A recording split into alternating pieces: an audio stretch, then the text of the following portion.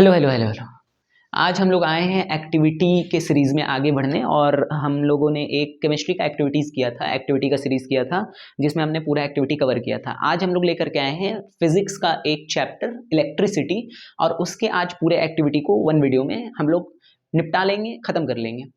यहाँ पर आपके सामने एक्टिविटी पढ़ने से पहले कुछ टर्म्स लिखे हुए हैं जो कि आपको समझना उसके पहले बहुत ज़्यादा ज़रूरी है। इस टर्म से डायरेक्ट क्वेश्चंस आया हुआ है एग्जाम में, तो इस टर्म्स को आप अच्छे से सीरियसली लेकर समझिए और इस टर्म से क्वेश्चन करेंगे हम लोग। क्वेश्चन प्रीवियस ईयर में भी पूछा हुआ है। सबसे पहला ही टर्म है अपना rheostat, which is very very important. Rheostat क्या होता है ये आपको डायरेक्ट पता होना चाहिए, तो मैं यहाँ डिफाइन करके मैंने यहाँ लिख दिया है। एक बार आप पढ़ लीजिए इसको। आप चाहें तो एक बार इसका पहले स्क्रीनशॉट ले लें, मैं स्क्रीन से हट जाता हूँ, फिर मैं आपको समझा दूंगा जल्दी से।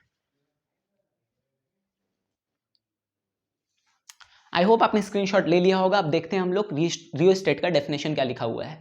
लिखा हुआ है a component used to regulate the electric current flowing through a circuit without changing the voltage is called rheostat.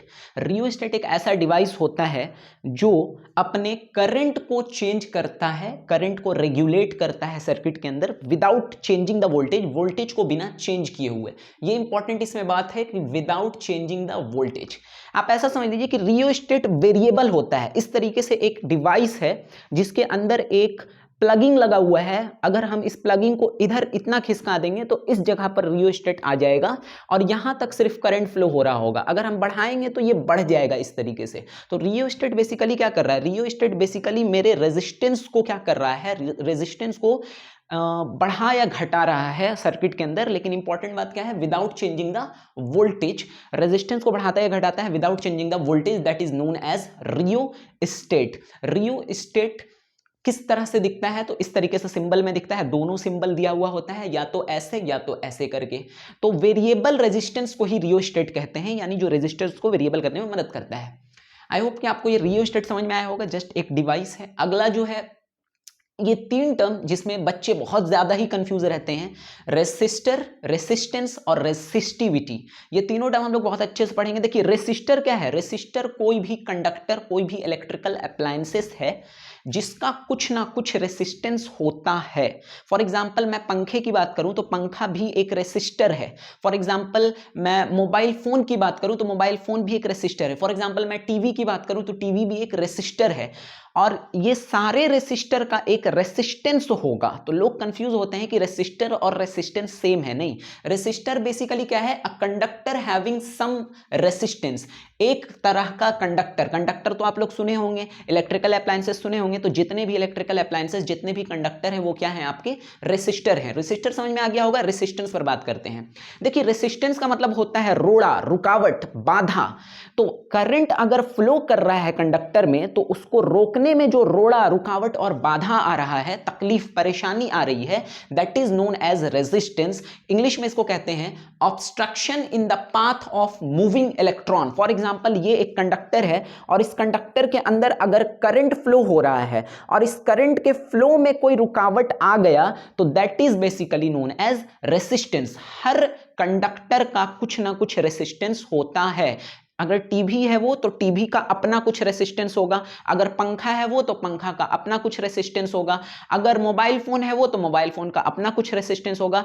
Even human being एक कंडक्टर है और हम लोगों के पास भी अपना एक रेसिस्टेंस होता है।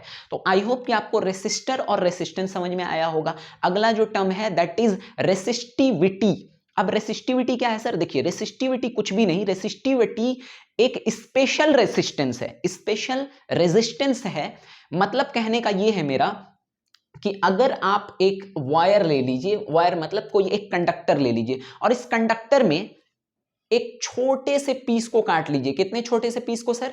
1 मीटर लेंथ के पीस को काट लीजिए और इसका थिकनेस 1 मीटर स्क्वायर रखिए। यानी आपने जो लेंथ निकाला, ये जो निकाला आपने छोटा सा यहां से, इसका लेंथ है 1 मीटर और इसकी थिकनेस है, यानी क्रॉस सेक्शनल एरिया जो है, थिकनेस क्रॉस सेक्शनल एरिया को, वो 1 मीटर स्क्वायर है।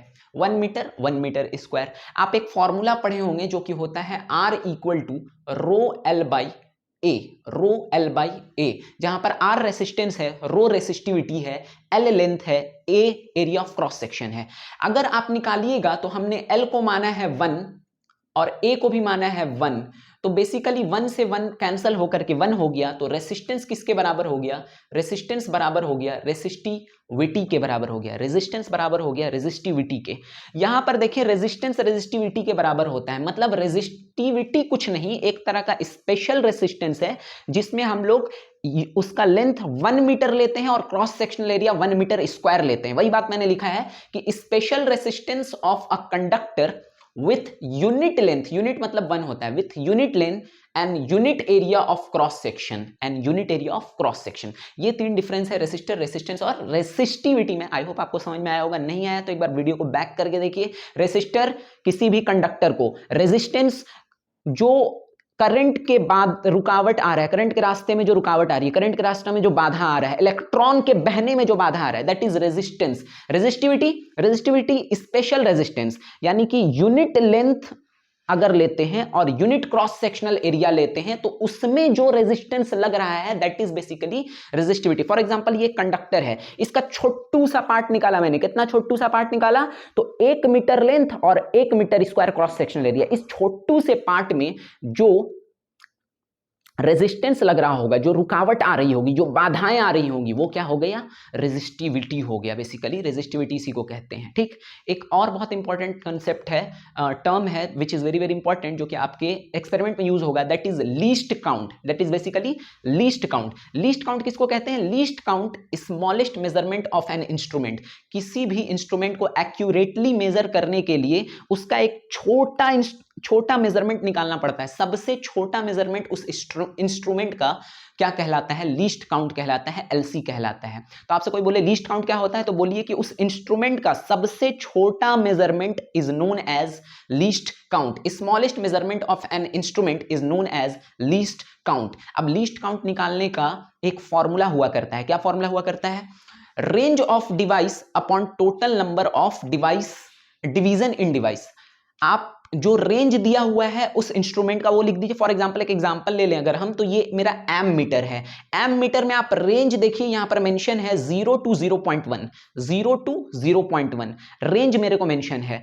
और इसमें डिवीजन किया हुआ है, यहां पर अगर गौर से आप देख रहे होंगे तो डिवीजन किया हुआ है 1 2 3 4 5 6 7 8 9 10 डिवीजन किया हुआ है। यानी डिवीजन कितना दिया हुआ है मेरा 10, और रेंज कितना दिया हुआ है मेरा 0.1। तो 0.1 को ऊपर रखें, 10 को नीचे रखें, काटा पीटी करेंगे तो आएगा 0.01। 0.01 क्या आ गया, 0.01 लीस्ट काउंट आ गया। क्या आ गया, लीस्ट काउंट आ गया। लीस्ट काउंट क्यों निकालते हैं सर, लीस्ट काउंट किसी भी एक्टिविटी को परफेक्टली मेजर करने के लिए निकालते हैं, किसी भी एक्टिविटी को परफेक्टली मेजर करने के लिए निकालते हैं, एक्यूरेट मेजर करने के लिए निकालते हैं।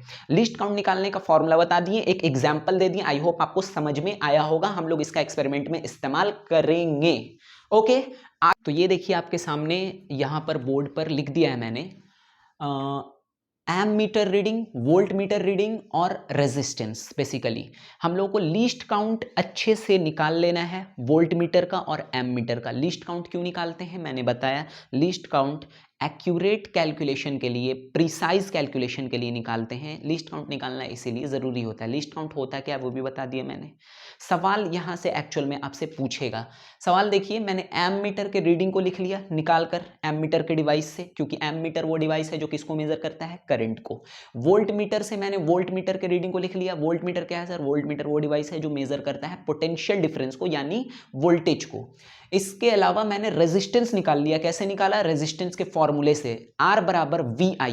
बेसिकली ओम्स लॉ का एक फॉर्मूला हुआ करता है। ओम्स लॉ का फॉर्मूला क्या होता है, V equal to IR, V equal to IR।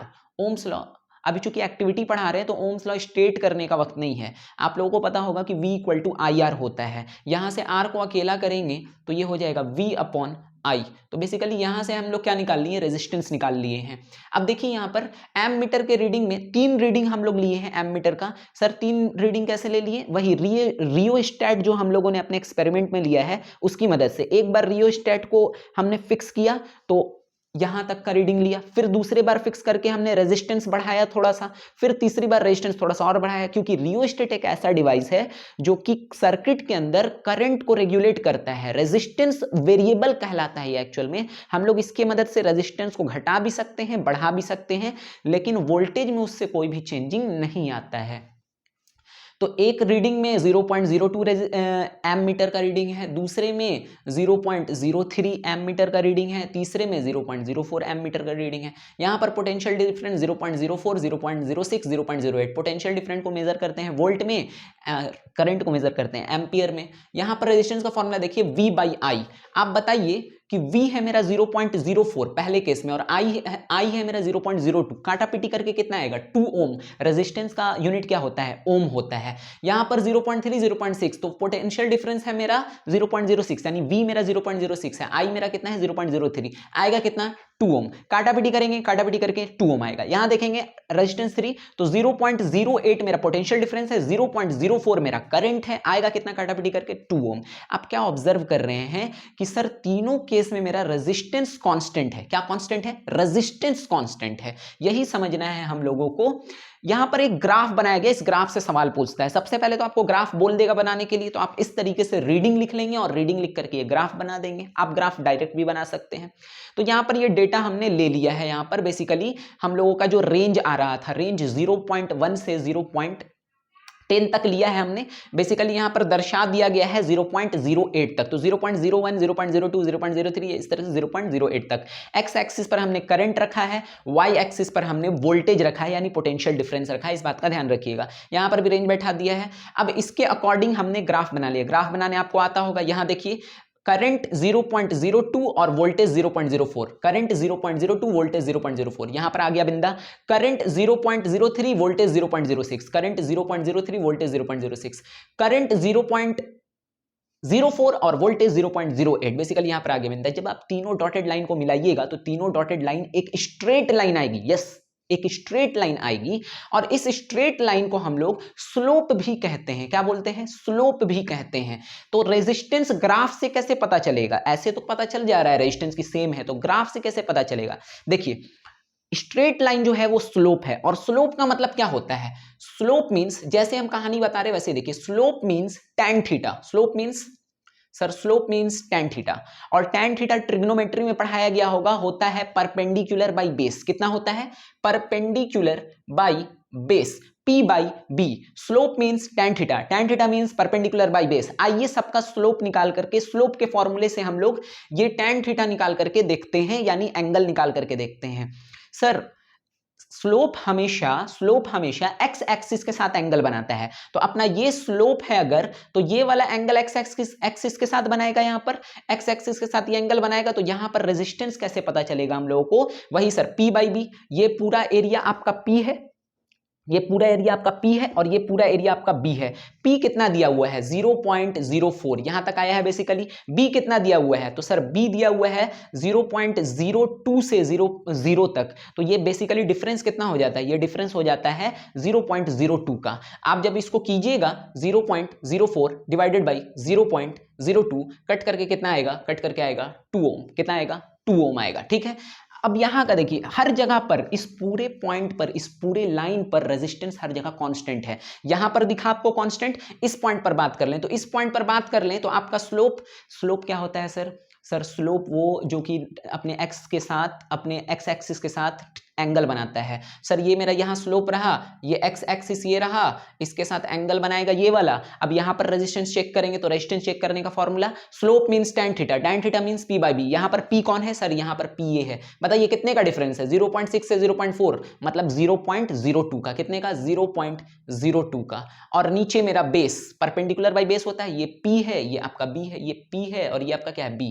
आप देखिए इसको, B नीचे आ जाइए, नीचे आ जाइए, नीचे आ जाइए। कितने का डिफरेंस है, 0.01 का डिफरेंस है, 0.01। काटा पीटी कीजिएगा, कितना आ जाएगा, 2 ओम आ जाएगा। यहां पर भी 2 ओम आ गया। हर जगह आप चेक कर सकते हैं, हर जगह चेक कर सकते हैं। फॉर एग्जांपल आप यहां चेक करना चाहते हैं, तो एक्स एक्सिस बनाइए, एक्स एक्सिस बना दिया, यहां पर ये एंगल, यहां पर हम लोग चेक करेंगे फिर से रेजिस्टेंस। सर P ये हुआ, B ये हुआ। P कितना है, तो सर P है मेरा 0.02। देख लीजिए ये डिफरेंस। सर B कितना है, तो B अगेन मेरा कितने का डिफरेंस है, 0.01 का। काटा पीटी करेंगे, कितना आ जाएगा, 2 ओम। मेन बात हम ये कहना चाह रहे हैं कि ये स्लोप हम लोगों को रेजिस्टेंस बताता है ग्राफ में, और ये हर जगह कांस्टेंट होता है। इसी वजह से ओम्स लॉ में जब हम लोग V = IR लिखते हैं, तो यहां लिखते हैं R is a resistance which is constant, which is constant. और ये बात ग्राफिकली हम लोग प्रूफ कर लिए हैं इस तरीके से। पहला आपका डेमोन्स्ट्रेशन यही कह रहा था कि रेजिस्टेंस कांस्टेंट होता है, रेजिस्टेंस क्या होता है, कांस्टेंट होता है, और हम लोगों ने प्रूफ कर लिया रेजिस्टेंस कांस्टेंट। सवाल कैसे कैसे पूछेगा, बोलेगा कि यहाँ लाइन कैसा आता है, इन दोनों के बीच में रिलेशन कैसा है, तो इन दोनों के बीच में रिलेशन होता है डायरेक्टली प्रोपोर्शनल का। यही तो ओम्स लॉ है कि V directly proportional to I। जैसे जैसे करंट बढ़ेगा वैसे वैसे वोल्टेज बढ़ेगा, जैसे जैसे वोल्टेज बढ़ेगा वैसे वैसे करंट बढ़ेगा। देखिए जैसे जैसे वोल्टेज बढ़ रहा है, जैसे जैसे वोल्टेज बढ़ रहा है वैसे वैसे करंट भी क्या हो रहा है, बढ़ रहा है। वोल्टेज गया है 0.0, करंट गया है 0.02, वोल्टेज गया है 0.04।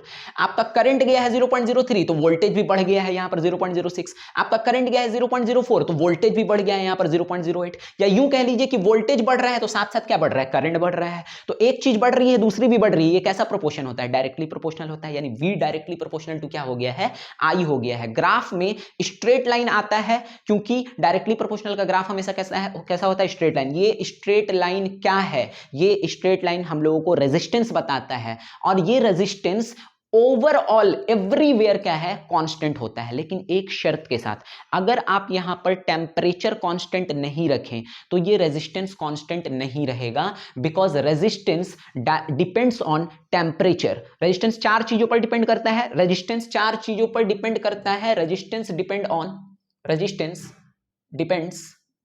On temperature, resistance depends on temperature. पहली बात, टेम्परेचर में छेड़छाड़ कीजिएगा, टेम्परेचर में छेड़छाड़ कीजिएगा, रेजिस्टेंस में छेड़छाड़ आ जाएगा, कांस्टेंट नहीं रहेगा। इसलिए ओम्स लॉ का डेफिनेशन लिखते वक्त एक बात लिखा रहता है कि resistance and all physical quantities will be constant, should be constant. अगर नहीं हुआ तो ओम्स लॉ फिर वैलिड नहीं हो पाएगा। बहुत बहुत बहुत ज्यादा इंपॉर्टेंट बात है, क्लियर है। कम टेम्परेचर क्या होना चाहिए, कांस्टेंट होना चाहिए। रेजिस्टेंस और किस चीज पर डिपेंड करता है, रेजिस्टेंस डिपेंड करता है लेंथ ऑफ कंडक्टर पर, रेजिस्टेंस डिपेंड करता है थिकनेस ऑफ कंडक्टर पर, रेजिस्टेंस डिपेंड करता है नेचर ऑफ मटेरियल पर। आगे और रेजिस्टेंस के बारे में अभी बातें हम लोग करेंगे। इतना समझ में मेरे ख्याल से आया होगा, इतना समझ में अभी मेरे ख्याल से आया होगा। आगे थोड़ा सा और बढ़ते हैं और आगे रेजिस्टेंस पर हम लोग प्रॉपर तरीके से बात कर ही लेते हैं। यहां देखेंगे फॉर एग्जाम्पल कि ये एक मेरा कंडक्टर है, सर क्या है, वायर है बेसिकली। इस वायर में कौन बह रहा है, इस वायर में बह रहा है इलेक्ट्रॉन, क्योंकि वायर में क्या बहता है, कंडक्टर में क्या बहता है सर, इलेक्ट्रॉन बहता है, इलेक्ट्रॉन बह रहा है। अब मेरे को एक बात सोच करके बताइए कि ये एक दूसरा मेरा कंडक्टर है, ये एक दूसरा मेरा कंडक्टर है, और इसमें भी क्या बह रहा है, इलेक्ट्रॉन बह रहा है। क्या बह रहा है सर, इलेक्ट्रॉन बह रहा है। और मैंने कहा कि दोनों का लेंथ, लेट से दोनों का लेंथ सेम है। अगर ये 5 मीटर का है तो ये भी कितने मीटर का है, 5 मीटर का है। लेंथ मैंने चेंज नहीं किया, दोनों का लेंथ क्या है, सेम है। आप हमको सोच करके बताइए कि कहां पर बाधा, रुकावट ज्यादा आएगा। रेजिस्टेंस मतलब क्या था, obstruction in the path of electron, electron के रास्ते में बाधा, बहती हुई इलेक्ट्रॉन के रास्ते में रुकावट, रोड़ा, कहां ज्यादा आएगा सर, एक कट्ठा का जगह जहां मिले वहां पर एक इलेक्ट्रॉन आराम से चौड़े बन करके VIP से ऐसे ऐसे करके चलेगा। और जहां पर कंजेस्टेड मिले तो वहां पर झोपड़ी की तरह एकदम ऐसे रह करके रहना पड़ेगा और ऐसे ऐसे चलना पड़ेगा, एकदम धक्का मुक्की ज्यादा कहां होगा, जहां रास्ता कम है। ज्यादा आराम कहां मिलेगा, जहां रास्ता ज्यादा है। 4 कट्ठे में बना हुआ घर में बाथरूम भी होगा अपने रूम के बराबर, समझ में आ रही है बात। तो यहां पर देखेंगे, यहां पर एरिया ज्यादा मिल रहा है तो इलेक्ट्रॉन बढ़िया आराम से चलेगा। मतलब जहां थिकनेस ज्यादा रेजिस्टेंस कम, थिकनेस ज्यादा रेजिस्टेंस कम, थिकनेस कम रेजिस्टेंस ज्यादा। भाई भीड़, हम रास्ता कम कर दिए, नैरो कर दिए, पतली गली कर दिए, इसमें आदमी को घुसा दिए 100 गो, तो बाधा रुकावट बढ़ जाएगा कि नहीं बढ़ जाएगा, कोलिजन बढ़ जाए, कोलाइजन बढ़ जाएगा कि नहीं बढ़ जाएगा, बढ़ जाएगा। तो क्या पढ़े हम लोग कि थिकनेस जो होता है वो इनवर्सली प्रोपोर्शनल होता है रेजिस्टेंस के, resistance inversely proportional to thickness. और इसी थिकनेस को एरिया ऑफ क्रॉस सेक्शन कहते हैं, जिसको ए से दिखा देते हैं। किस चीज से दिखा देते हैं, ए से दिखाते हैं। तो resistance inversely proportional to area of cross section, मतलब थिकनेस। अगर थिकनेस ज्यादा, मेरे साथ बोलिए, अगर थिकनेस ज्यादा मतलब एरिया ज्यादा, मतलब भीड़ भाड़ कम, मतलब रेजिस्टेंस कम। अगर थिकनेस कम तो रेजिस्टेंस ज्यादा, क्योंकि धक्का मुक्की ज्यादा, कोलिजन ज्यादा। समझ में आ रही है बात। इसी तरीके से दूसरा फिगर बनाए, हम यहां पर लेंथ को कांस्टेंट रखे थे। अब दूसरा केस लेते हैं। दूसरे केस में क्या हुआ है सर, दूसरे केस में हुआ यह है कि दोनों का थिकनेस सेम है, दोनों का थिकनेस सेम है, area of cross section same है, लेकिन लेंथ जो है यहां पर लेट से कि ये था 2 मीटर और इसका लेंथ लेट से कि है 5 मीटर। कितना मीटर है? 5 मीटर। इस बार दोनों का क्या सेम है? एरिया ऑफ क्रॉस सेक्शन यानी थिकनेस दोनों का सेम है, लेकिन इसका लेंथ कम है, इसका लेंथ ज्यादा है। खुद सोचिए कि आप अगर कहीं एडमिशन लेने गए हैं या किसी बिजली ऑफिस में लाइन लगे हुए हैं या फिर कहीं बैंक में लाइन लगे हुए हैं, तो एक लंबी लाइन रहेगी तो आपके अंदर कैसा खलबली मचेगा कि यार कितना ज़्यादा बड़ा लाइन है यार, इतना लाइन लगना पड़ेगा, बताओ, हालत ख़राब हो जाएगा, एक थकावट महसूस होने लगेगा इंसान को। तो अगर लेंथ बढ़ जाता है तो इलेक्ट्रॉन क्या हो जाएगा? एकदम परेशान हो जाएगा, धक्का मुक्की ज़्यादा होने के चांसेस होंगे। अरे जल्दी बढ़ भाई, आगे नहीं बढ़ रहा है जल्दी। तो यहाँ पर क्या बढ़ जाएगा? रेजिस्टेंस बढ़ जाएगा। क्या बढ़ जाएगा? रेजिस्टेंस बढ़ जाएगा। If thickness if length is more then resistance is more, if length is less resistance is less, length ज्यादा resistance ज्यादा, length कम resistance कम। लॉजिक आपको दे दिए कि भाई ज्यादा बड़ा लाइन रहेगा तो आप थक जाइएगा, आप परेशान हो जाइएगा, कम रहेगा तो आप खुश हो जाइएगा, अरे मेरा 2 मिनट में काम हो गया, गए 2 मिनट में एकदम फट से काम हो गया। अरे ये बात समझ में। तो यहाँ पर बाबू इलेक्ट्रॉन जल्दी जल्दी निकल जाएगा क्योंकि लेंथ कम है। यहां पर इलेक्ट्रॉन में धक्का मुक्की ज्यादा होगा क्योंकि क्या ज्यादा है? लेंथ ज्यादा है। माफ कीजिएगा। यहां देखिए, आगे बढ़ते हैं। तो यहां पर हम लोग पढ़ लिए कि रेजिस्टेंस किसके ऊपर, यहां क्या लिख सकते हैं? Resistance is directly proportional to length.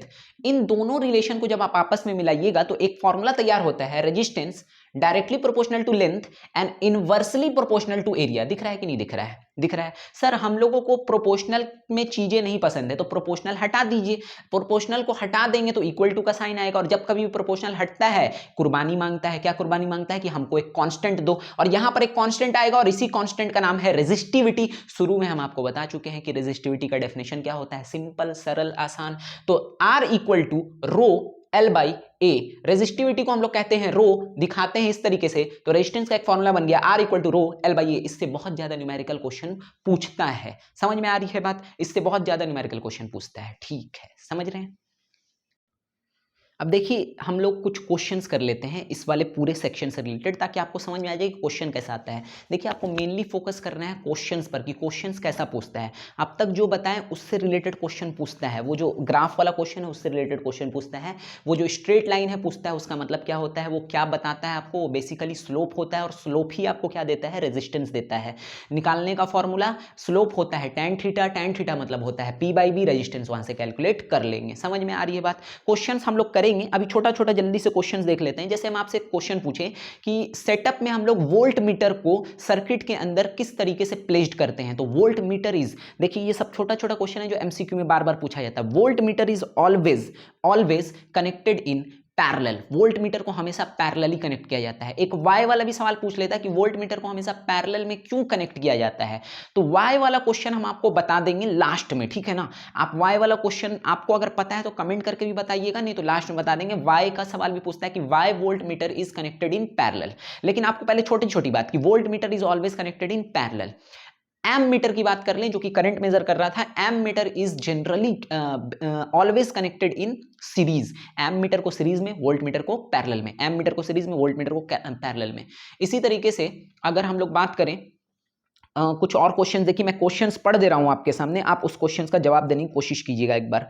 इसमें सवाल ये बोला है कि what is the nature of graph obtained for V and I, वही जो अभी ग्राफ बनाए थे पोटेंशियल डिफरेंस एंड करंट का, इसका नेचर क्या है? तो graph is straight line. Graph कैसा आया? स्ट्रेट लाइन आया है, सिंपल सी बात है। अगला क्वेश्चन देखिए, इसमें अगला क्वेश्चन बोल रहा है कि what is the formula used to calculate resistivity of a given wire.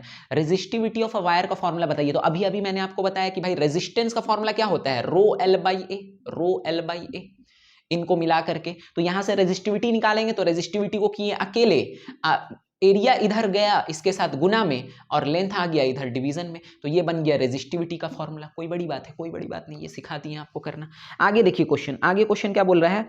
What is meant by least count of an instrument. Least count का मतलब क्या होता है? तो लीस्ट काउंट के बारे में आपको बताएं कि लीस्ट काउंट किसी इंस्ट्रूमेंट का वो पार्ट होता है जो स्मॉलेस्ट मेजरमेंट को काउंट करता है उस पूरे एक्टिविटी को एक्यूरेट बनाने के लिए, ठीक है? इस चीज से आप लिख लीजिएगा, वहां पर बढ़िया से लिखवा दिए थे, उसको लिख लीजिएगा। लीस्ट काउंट से क्वेश्चन 1 से 2 बार पूछा है मेरे ख्याल में, ऐसा जहन में मेरे आ रहा है, हमको 1 बार 2 बार क्वेश्चन दिखा था लीस्ट काउंट का। आगे बढ़ते हैं। बोला है कि इसमें एक सवाल, अब देखिए अब मेन सवाल आएगा, अब इसका जवाब देने की कोशिश कीजिए। In this experiment it is advise to take out the key from plug when observation are not being taken, why. बोल रहा है कि इस एक्सपेरिमेंट में बोला गया है कि जब तक आप पूरा सेटअप नहीं कर लेते हैं, की को ऑन मत कीजिए, मतलब स्विच को ऑन मत कीजिए। की मतलब बेसिकली स्विच, स्विच को ऑफ करके रखिए। ऐसा क्यों कहा गया है? ये सब वो क्वेश्चन है जो कि पूछता है। आप खुद बताने की कोशिश कीजिए कि अगर स्विच ऑन कर दिया जाएगा, अगर स्विच ऑन कर दिया जाएगा तो क्या होगा? इलेक्ट्रिसिटी जनरेट होने लगेगा, और इलेक्ट्रिसिटी जनरेट होने से क्या जनरेट होता है? हीट जनरेट होता है, और हीट जनरेट हो गया मतलब टेम्परेचर बढ़ गया, और टेम्परेचर बढ़ गया मतलब कौन अफेक्टेड हो जाएगा?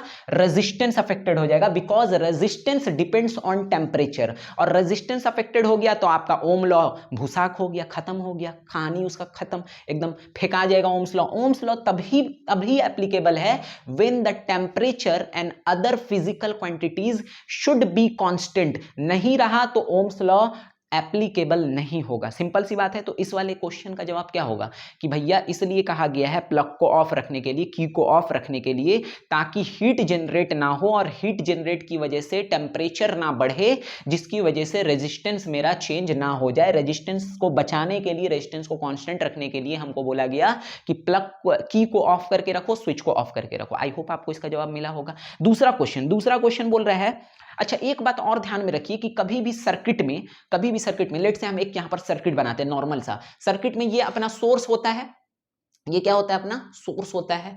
ये बेसिकली कैसा सोर्स है सर? तो ये अपना बैटरी है। क्या है? बैटरी है। ये होता है हायर पोटेंशियल, ये होता है लोअर पोटेंशियल। अरे वही जिसको बड़ा डंटी आप पॉजिटिव बोल देते हैं, छोटा डंटी आप नेगेटिव बोल देते हैं। Basically higher potential, lower potential बोला जाता है इसको। यहां से वायर कनेक्ट कर देते हैं, यहां से इस तरीके से, यहां पर क्या लगा देते हैं? स्विच लगा देते हैं इस तरीके से। स्विच की इसी तरीके से होता है। अगर बिंदा दिया हुआ है, टिकली दिया हुआ है, तो मतलब स्विच ऑन है। अगर बिंदा नहीं दिया हुआ है, टिकली नहीं दिया हुआ है, मतलब स्विच क्या है? ऑफ है। देख लीजिए ऐसे घुमाकर क्वेश्चन पूछ लेता है। स्विच ऑफ है तो करंटे नहीं जाएगा, करंटे नहीं जाएगा तो हीट डेवलप नहीं होगा। तो यहां पर स्विच को भी क्या कर देते हैं? ऑन कर देते हैं यहां पर इस तरीके से, और फिर यहां पर इस तरीके से अपना एक लगा देते हैं रजिस्टर। आपको पता होगा रजिस्टर का सिंबल होता है इस तरीके से यहां पर, और फिर यहां पर इस तरीके से इस सर्किट को क्या कर देते हैं? कंप्लीट कर देते हैं। अब मान लीजिए कि हमको इस सर्किट में करंट को मेजर करने के लिए एम मीटर लगाना है, तो सर एम मीटर कैसे लगाते हैं? एम मीटर लगाते हैं सीरीज में, तो एम मीटर कहीं यहां पर लगा दीजिए सीरीज में इस तरीके से, ए करके ऐसा गोला कर देते हैं, एम मीटर का सिंबल हो जाता है। अब मान लीजिए कि इस सर्किट में हमको क्या लगाना है? वोल्ट मीटर लगाना है। बहुत बहुत बहुत इंपॉर्टेंट बात कि वोल्ट मीटर कहां लगाएंगे? वोल्ट मीटर लगाएंगे पैरेलली। तो पैरेलली के लिए इस तरीके से यहां से खड़ा करेंगे और वी का सिंबल बनाएंगे और यहां पर वोल्ट मीटर लगा देंगे। ये तो आपको पता होगा, लेकिन इसमें बेसिकली क्वेश्चन क्या पूछता है? ये पूछता है कि एम मीटर का कनेक्शन कैसे करोगे? तो कनेक्शन देख भाई कैसे होता है, नेगेटिव का नेगेटिव के साथ, पॉजिटिव का पॉजिटिव के साथ। इधर की तरफ नेगेटिव है तो एम मीटर का भी इधर की तरफ नेगेटिव होगा, इधर की तरफ पॉजिटिव है तो एम मीटर का इधर की तरफ पॉजिटिव होगा। वोल्ट मीटर में कमेंट करके बताइए किधर पॉजिटिव किधर नेगेटिव होगा। देखिए बता देते, वोल्ट मीटर में बेसिकली ये आ रहा है इस तरीके से, और ये यहां पर ऐसे जाएगा, है ना, क्योंकि करंट पॉजिटिव टर्मिनल से निकलता है, करंट पॉजिटिव टर्मिनल से निकलता है, नेगेटिव टर्मिनल जाने की कोशिश करता है। यहां से करंट को रास्ता मिला, यहां गया, यहां गया। अब देखिए यहां पर इसका कनेक्शन कैसे होगा? पॉजिटिव का पॉजिटिव के साथ और नेगेटिव का नेगेटिव के साथ। तो ये बहुत इंपॉर्टेंट है जो कि हम इसके कनेक्शन को किए हैं, वोल्ट मीटर और एम मीटर के कनेक्शन को। Very very important, very very important. यहां से ये वाली चीज ध्यान में रखिएगा। दूसरा सवाल यही पूछ लेता है। अभी हम लोग सर्किट बना करके भी सवाल करने की कोशिश करेंगे। यहां पर हम आपके सामने नेक्स्ट सवाल पढ़ने की कोशिश करें तो ये बोल रहा है कि अगर हम लोग किसी वायर को नाइक्रोम वायर से चेंज कर दें तो क्या होगा? नाइक्रोम एक ऐसा वायर होता है जिसके अंदर भर भर के रेजिस्टेंस भरा हुआ होता है, जो इलेक्ट्रॉन को रोकने में मास्टर होता है, इसे डरा करके रखता है कि मेरे होते हुए तुम चल कैसे जाएगा। मतलब सीधी सी बात है कि नाइक्रोम वायर के पास हाई रेजिस्टिविटी होता है। कैसा रेजिस्टिविटी होता है? High resistivity. कैसा रेजिस्टिविटी होता है? हाई रेजिस्टिविटी होता है। इसीलिए हम लोग इसको रूम हीटर में इस्तेमाल करते हैं। ठीक है बात, ये हीटिंग इफेक्ट पैदा करने के लिए इस्तेमाल किया जाता है, इसका प्रैक्टिकल एप्लीकेशन है। अब बोला कि किसी हम नॉर्मल वायर को नाइक्रोम वायर से चेंज कर दे तो क्या ऑब्जर्वेशन आप देखिएगा, खुद बताइए क्या ऑब्जर्वेशन देखिएगा। भाई करंटे पास नहीं होगा, करंट पास नहीं होगा मतलब क्या बढ़ गया है? क्या चीज रोक दी है करंट को आने से? सर रेजिस्टेंस बढ़ गया है। बेसिकली नाइक्रोम वायर आ गया तो क्या बढ़ गया? रेजिस्टेंस बढ़ गया। क्या बढ़ गया? रेजिस्टेंस बढ़ गया यहाँ पर। तो सिंपल सी बात है कि रेजिस्टेंस बढ़ जाएगा, करंट जो है कि कम हो जाएगा। करंट के कम होने की वजह से कौन अफेक्टेड होगा? ओम्स लॉ याद कीजिए, V directly proportional to I, V directly proportional to I। Sir current कम हो गया तो वोल्टेज कम हो जाएगा, भुकभुकाने लगेगा अभी लाइट सब एकदम बढ़िया से, क्योंकि करंट बढ़िया नहीं मिल रहा है। अब करंट एकदम खटाखट मिल रहा है तो वोल्टेज खटाखट आएगा यहाँ पर। वोल्टेज खटाखट क्यों आएगा? क्योंकि सर हम लोग पढ़े हैं Ohm's law, V directly proportional to I। लेकिन ऑलवेज रिमेंबर वन थिंग कि टेम्परेचर शुड बी कांस्टेंट, वरना रेजिस्टेंस बिगड़ जाएगा। क्या बिगड़ जाएगा? रेजिस्टेंस बिगड़ जाएगा। अगला क्वेश्चन पढ़ते हैं हम लोग। अगला क्वेश्चन इसमें लिखा हुआ है, एक सवाल ये आप बता सकते हैं इसको भी कि why is it advise to clean the ends of connecting wires before connecting them. बोल रहा है जो वायर हम लोग लेते हैं जब एक्सपेरिमेंट करने के लिए, तो उस वायर को पहले आपको क्लीन करने के लिए ऐसा आपको नसीहत दिया जाता है कि आप उसको क्लीन कीजिए। खुद बताइए क्यों क्लीन करने के लिए कहा जाता होगा? देखिए वायर अगर नया है तो नया वायर पर इंसुलेशन चढ़ा हुआ रहता है, तो एक तो कारण ये है कि उसके इंसुलेशन को हटा दिया जाता है ऐसे सैंड पेपर से रगड़ करके। और अगर वायर पुराना है तो रखे रखे भी उसके ऊपर लेयर चढ़ जाती है। हम लोग बात कर चुके हैं केमिस्ट्री में भी कि किसी भी मेटल के ऊपर रखे रखे लेयर चढ़ जाती है, तो लेयरवा को खिस खिस के सैंड पेपर से क्या करना पड़ता है? हटाना पड़ता है। इसी वजह से रबिंग, इसी वजह से कहा जाता है कि क्लीन कर लो, क्योंकि उसके ऊपर लेयर फॉर्म्ड हो जाता है। और लेयर फॉर्म्ड हो गया तो इंप्यूरिटीज आ गई, इंप्यूरिटीज आ गया तो सेटअप में दिक्कत होगा, करंट बढ़िया से फ्लो नहीं होगा, वोल्टेज क्या हो जाएगा? भुकभुका जाएगा, because V directly proportional to I होता है। समझ में आ रही है बात? ये तो क्वेश्चन हो गया इससे रिलेटेड जो आपसे पूछेगा। दूसरी बात कि वोल्ट मीटर और एम मीटर में किसका रेजिस्टिविटी ज्यादा होता है? आपसे सवाल ये पूछेगा। देखिए जो कुछ बोल रहे हैं सवाल है, आप डायरेक्ट याद रखिए, MCQ में डायरेक्ट पूछता है। वोल्ट मीटर की रेजिस्टिविटी कैसी होगी? तो खुद दिमाग लगा करके सोचिए कि वोल्ट मीटर के अंदर करंट जाएगा तो वोल्ट मीटर प्रिसाइजली मेजर नहीं कर पाएगा वोल्टेज को। प्रिसाइजली अगर इसको वोल्टेज को मेजर करना है तो इसके अंदर करंट नहीं जाना चाहिए, इसके अंदर करंट नहीं जाना चाहिए। ये इस बात का भी जवाब है, इसी वजह से इसको पैरेलल में रखा जाता है, क्योंकि इसके अंदर करंट चल जाएगा तो ये एक्यूरेटली प्रिसाइजली वोल्टेज को क्या नहीं करेगा? मेजर नहीं करेगा। तो भैया इसके पास रेजिस्टिविटी सबसे ज्यादा होना चाहिए, क्योंकि करंट जाने से रोकेगा कौन? रेजिस्टेंस। यानी वोल्ट मीटर की रेजिस्टिविटी कैसी होनी चाहिए? हाई होनी चाहिए, हाई रेजिस्टिविटी।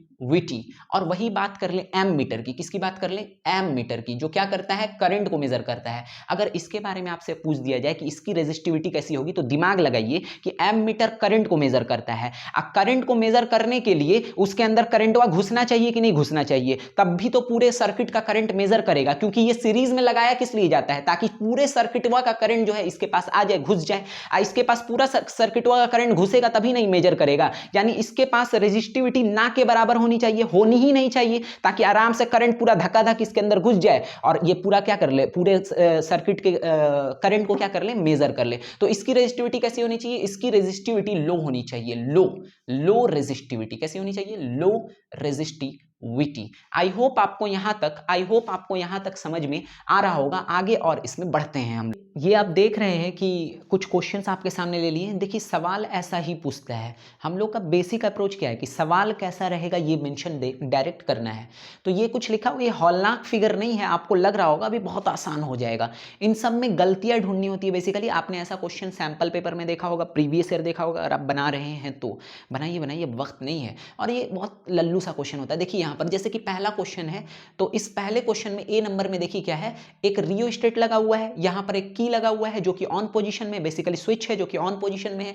यहाँ बैटरी है, ये पॉजिटिव टर्मिनल है, ये नेगेटिव टर्मिनल। उसके बाद यहाँ पर दो रजिस्टर लगे हुए हैं, R1 और R2। यहाँ एम मीटर लगाया गया और यहाँ वोल्ट मीटर लगाया गया। आपसे पूछेगा क्या गलती दिख रहा है आपको इस फिगर में, तो आप बढ़िया से देखिए। हम आपको दो चीज बताया था कि वोल्ट मीटर का कनेक्शन सही से होना चाहिए, नेगेटिव के साथ, पॉजिटिव के साथ।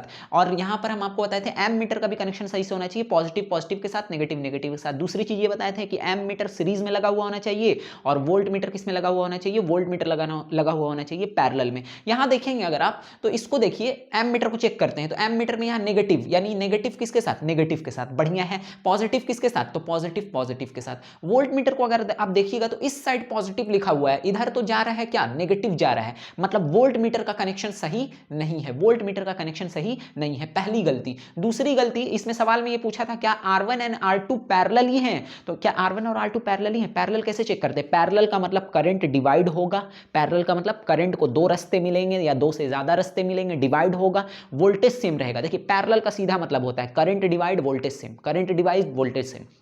तो यहाँ पर देखिए पॉजिटिव से हमेशा करंट निकलता है, आई करंट निकला, आई करंट निकला, यहाँ पर भी आई करंट जा रहा है, ये आई करंट जा रहा था, आई करंट जा रहा था, आई करंट जा रहा था। अब यहाँ पर आकर के एक टर्मिनल पर, इस जगह पर आकर के इसको दो रास्ता मिलेगा, एक मिलेगा ऐसे और दूसरा मिलेगा ऐसे। तो करंट यहाँ पर क्या हो गया, बेसिकली I1 और I2 में क्या हो गया, डिवाइड हो गया। एक करंट ऐसे चला जाएगा और एक करंट ऐसे चला जाएगा, करंट डिवाइड हो गया। करंट डिवाइड हो गया मतलब ये चीजें क्या है, ये चीजें अब करंट जो है I1 इसमें आ रहा है, इस R1 रजिस्टर में, और R2 में भी कितना आ रहा है, I1 ही आ रहा है। तो भाई R1 और R2 दोनों में सेम करंट, अगर किसी रजिस्टर में सेम करंट जा रहा है तो मतलब रजिस्टर कैसे कनेक्टेड है, रजिस्टर सीरीज में कनेक्टेड है। अगर उस दो रजिस्टर में अलग अलग करंट जाता, फॉर एग्जांपल एक में I1 जाता, दूसरे में I2 जाता, तो हम लोग कहते हैं कि वो पैरेलली कनेक्टेड है, क्योंकि जब पैरेलली कनेक्टेड रहेगा तो करंट जाएगा, बताइए बताइए कैसे जाएगा करंट जाएगा अलग अलग, मतलब I1 I2 या I3 I4 इस तरीके से। लेकिन अगर दोनों सीरीज में है तो करंट सिर्फ सेम जाएगा।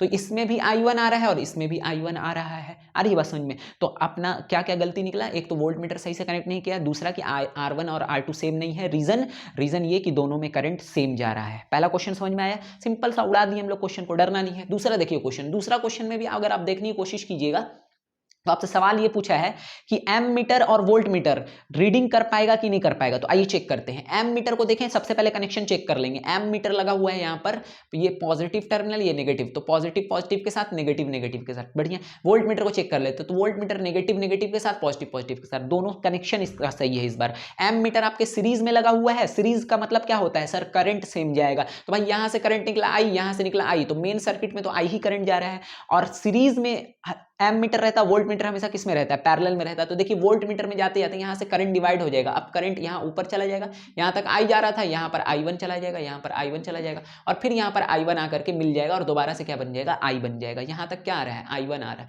अब बात यह है कि वोल्ट मीटर में आगे जाकर के ये स्विच देखिए, स्विच की का सिंबल है और बिंदु टिकली नहीं दिया हुआ अंदर, मतलब कि की कैसा है, ऑफ है, की ऑन नहीं है, ऑफ है। और की ऑफ है तो आगे करंट जा पाएगा क्या, नहीं जा पाएगा। मतलब वोल्ट मीटर रीडिंग दे पाएगा क्या, नहीं दे पाएगा। मतलब इस केस में एम मीटर रीडिंग दे रहा है, वोल्ट मीटर रीडिंग नहीं दे रहा है। तो एम मीटर रीडिंग देगा, एम मीटर रीडिंग देगा, लेकिन वोल्ट मीटर रीडिंग नहीं देगा। क्यों नहीं देगा, क्योंकि सर आगे की ऑफ है, करंट आगे ही नहीं जाएगा, करंट आगे ही नहीं जाएगा तो रीडिंग दे ही नहीं पाएगा। सिंपल सी बात है, एकदम छोटा छोटा क्वेश्चन। इस क्वेश्चन को देखें तो इस क्वेश्चन में दो फिगर है, एक ऊपर और एक नीचे वाला। बोल रहा है ओम्स लॉ को कौन वेरीफाई करेगा। ओम्स लॉ क्या होता है, V equal to IR, V directly proportional to I, यानी जितना वोल्टेज उतना ज्यादा करंट, जितना करंट उतना ज्यादा वोल्टेज। यहां पर देखेंगे इस फिगर में, अगर हम लोग देखेंगे तो इस फिगर में बेसिकली भैया करंटे ऑन नहीं है। करंटे ऑन नहीं है कैसे पता चला सर, टिकली नहीं साटा हुआ है, मतलब कि की ऑफ है, की ऑन नहीं है। की ऑफ है तो आपका करंट नहीं डेवलप होगा, करंट नहीं जाएगा। करंट नहीं जाएगा तो भैया कहां से वोल्टेज आ जाएगा, वोल्टेज भी नहीं आएगा। तो पहले ये तो गलत दिया हुआ है एकदम, ये तो करेगा नहीं। इसको देख लेते हैं, इसमें वोल्ट मीटर पैरेलली कनेक्ट किया है पॉजिटिव के साथ।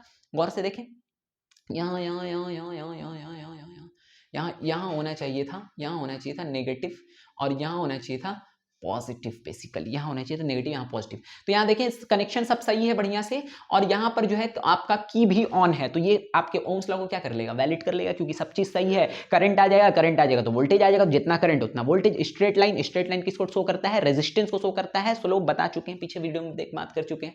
इस क्वेश्चन पर आएंगे तो ये ऐसा भी क्वेश्चन आपको पूछता है, कहीं ना कहीं आप जरूर देखे होंगे। इसमें बोल रहा है कि कौन ओम्स लॉ को वेरीफाई करेगा, कौन सा ग्राफ। तो भैया सीधा हम जानते हैं ओम्स लॉ में कैसा ग्राफ आता है, सीधा स्ट्रेट लाइन। तो गौर से देखिए, ये ऐसे जा रहा है, अरे ना भाई वो ओम्स लाइन नहीं हो सकता, ये जा रहा है ऐसे टिंग डिंग डिंग ऐसे, ये भी ओम्स लाइन नहीं, स्ट्रेट लाइन आना चाहिए। इसको देखेंगे तो ये एक स्ट्रेट लाइन आ रहा है, बट ये कैसे जा रहा है, नीचे की तरफ जा रहा है। नीचे नहीं जाता है, नीचे जाने का मतलब है कि डिक्रीज हो रहा है, नहीं, जैसे जैसे करंट बढ़ेगा वैसे वैसे आपका वोल्टेज बढ़ेगा। ये बेसिकली ये वाला आपका नहीं होगा, लोग ये वाला मार करके आ जाते हैं आंसर। कौन सा आंसर हो जाएगा, ये वाला आंसर हो जाएगा। यहाँ से इस तरीके से हम लोग ग्राफ डायरेक्ट देखे हुए हैं, डायरेक्ट याद रखिएगा, डायरेक्ट सवाल पूछता है। लास्ट वाला जो क्वेश्चन है, उस क्वेश्चन में बोला है कि इस सवाल को अच्छे सुनिएगा, बोला है कि एक वोल्ट जो है मेरा, एक सेल जो है मेरा, वो कंसिस्ट करता है 1.5 वोल्ट। कितना volt, 1.5 volt. Each cell 1.5 volt, each cell, यानी हर एक सेल के पास वोल्टेज कितना है, क्योंकि सेल के पास वोल्टेज होता है। एक सेल का मतलब कि सर ये जो बना हुआ है, ये जो बना हुआ है, ये एक सेल है, एक सेल के पास वोल्टेज है 1.5 वोल्ट। तो बताइए कि 6 वोल्ट होगा तो कितने सेल लगेंगे भाई? 6 वोल्ट होने का मतलब क्या है? 6 वोल्ट होने का मतलब है, 6 वोल्ट होने का मतलब है कि सर 1.5 को 4 से मल्टीप्लाई कर दीजिए, 6 हो जाएगा। यानी आपको 4 सेल चाहिए। गिन लीजिए किसमें 4 सेल है, तो इसमें एक 2 और एक 3। नहीं भैया ये आंसर नहीं होगा, इसमें 3 सेल है। इसमें एक 2 एक 3 और एक 4, इसमें मिल गया भैया 4 सेल। 4 सेल का मतलब 1.4 मल्टीप्लाई 4 कितना हो जाएगा? 6 आ जाएगा। यहां पर गिन लीजिएगा। इसमें तो ढेर सारा दिख रहा है, तो होगा नहीं। इसमें क्या कमी है आप कमेंट करके बताइए। देखिए यहां पर क्या है ना कि इसके पॉजिटिव टर्मिनल के बाद नेगेटिव टर्मिनल है, लेकिन फिर से नेगेटिव टर्मिनल आ गया है। नहीं, ऐसे चलता है, positive negative, positive negative, positive negative, higher lower, higher lower, higher potential lower potential, higher potential lower potential. ये तो गलत ही दिया हुआ है। तो हो गया कौन सा आपका आंसर? ये वाला हो गया आंसर। इस तरीके का क्वेश्चन पूछता है। मैंने कोशिश किया कि इस चैप्टर से जितना भी क्वेश्चन हुआ करता था, मतलब कि इस एक्सपेरिमेंट से जितना भी क्वेश्चन हुआ करता था, सब करवा दे, और ऐसा ही क्वेश्चन पूछता है। आप आराम से वीडियो देखिए, आपको पूरा समझ में आ जाएगा। क्वेश्चंस कीजिए, सैंपल पेपर में जो भी दिया हुआ सवाल वगैरह में आपसे बनेगा। कुछ और बचे हुए हैं, तो एक वीडियो में पूरा नहीं हो पाया। अगले वीडियो में हम लोग उसको भी टैकल कर लेंगे और एक्टिविटी की सीरीज को आगे बढ़ाते रहेंगे। पसंद आया हो वीडियो तो लाइक कर दीजिएगा, एक बार शेयर और सब्सक्राइब भी कर दीजिएगा। अगर पसंद आया हो तो कोई बात नहीं है। मिलेंगे अगले वीडियो में, तब तक के लिए बाय।